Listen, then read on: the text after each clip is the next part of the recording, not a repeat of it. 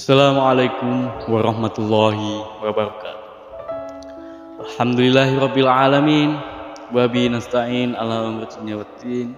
Wassalatu wassalamu ala asrofil anbiya'i wa mursalin sayyidina wa maulana Muhammadin wa ala alihi wa sahbihi ajmain. Amma ba'du.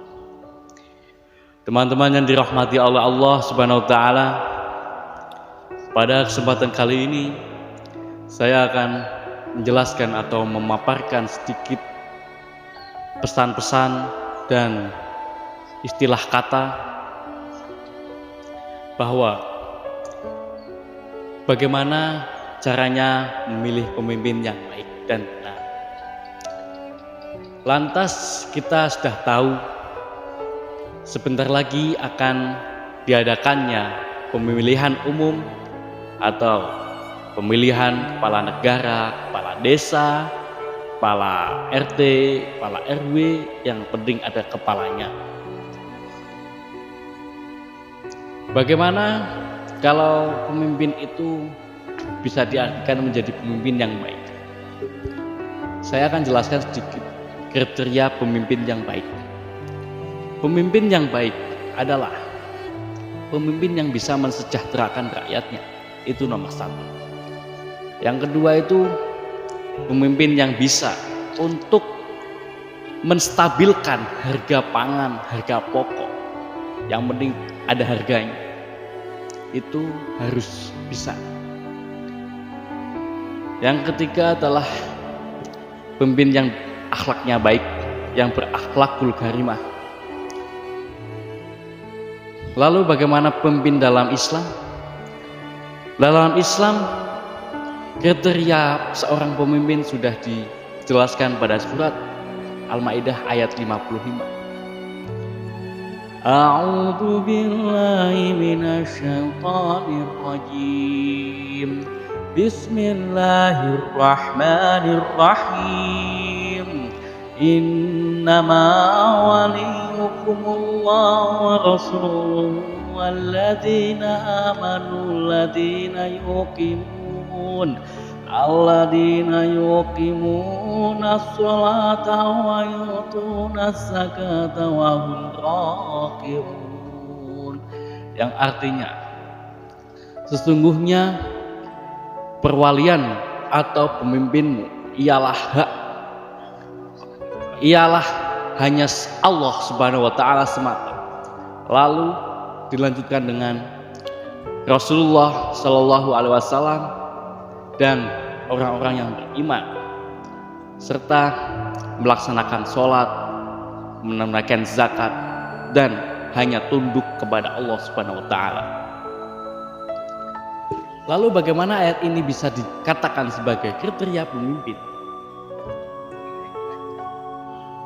Lalu kita itu sudah tahu bahwa pemimpin yang baik itu harus bertunduk kepada Allah Subhanahu wa taala, karena hanyalah Allah yang bisa layak menjadikan pemimpin kita atau Tuhan kita.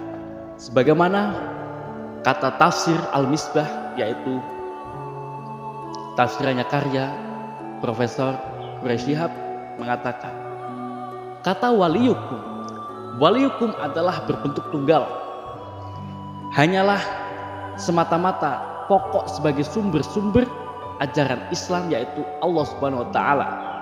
Lalu disambung dengan Rasulullah dan orang-orang yang beriman, yang menunaikan sholat dan menunaikan zakat sekaligus bertunduk kepada Allah taala. Tetapi orang-orang tersebut tidak bisa dikatakan sebagai pokok dari sumber pemimpin, karena hanya Allah lah yang layak menjadi pemimpin. Lalu bagaimana kita sambungkan dengan pemimpin yang baik pada masa kini? Yaitu pemimpin yang baik, kalau agamanya sudah baik, maka insya Allah yang dipimpinnya akan lebih baik. Anda sudah tahu bahwa Islam itu adalah agama yang sempurna. Jadi masalah pemimpin, masalah apapun sudah dibahas oleh Allah Subhanahu wa taala dalam Quran, dan kita perlu mengkajinya ulang. Bukan mengkaji Al-Qur'annya, tapi mengkaji tafsirannya, karena Al-Quran selalu multi tafsir dan Al-Quran selalu relevan pada suatu waktu apapun. Lalu kemudian bagaimana jika pemimpin itu dipimpin oleh seseorang yang bukan Islam? Kita simpel jawabannya. Kita hidup di mana, men? Kita hidup di Indonesia. Indonesia adalah negara yang bukan hanya Islam agamanya, tapi 5 atau 5 atau khamsah agamanya. Jadi yang penting itu akhlaknya tadi. Jika akhlaknya itu berakhlakul karimah dan memanusiakan manusia, maka orang tersebut layak menjadi pemimpin. Tidak berdasarkan agamanya atau background seseorang itu. Kita itu perlu bukti kalau orang itu sudah menjadi pemimpin. Kalau buktinya itu tidak ada, maka besok lagi jangan dipilih pemimpin itu. Dan itulah yang mungkin sedikit yang bisa saya sampaikan melalui ini tausiah atau apapun yang terserah Anda lah mengatakan ini video apa, yang penting saya dapat nilai. Lalu bisa kita tarik kesimpulan dari khotbah atau tausiah atau apapun Anda menilai dari video ini adalah kita itu harus berpandai-pandailah mencari atau memilih sosok pemimpin di masa depan. Karena kalau kita salah sedikit pun kita akan menanggung sendiri atau bahkan seluruh warga kita menanggung dengan pemilihan yang salah tersebut.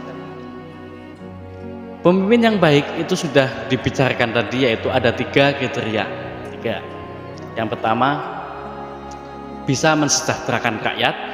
Yang kedua, menstabilkan harga. Yang ketiga, itu berakhlakul karimah. Kalau kita itu tidak memilih berdasarkan hal itu, maka kita akan menanggung sendiri akibatnya atau resikonya. Dan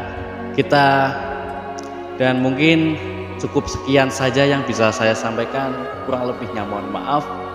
Assalamualaikum warahmatullahi wabarakatuh.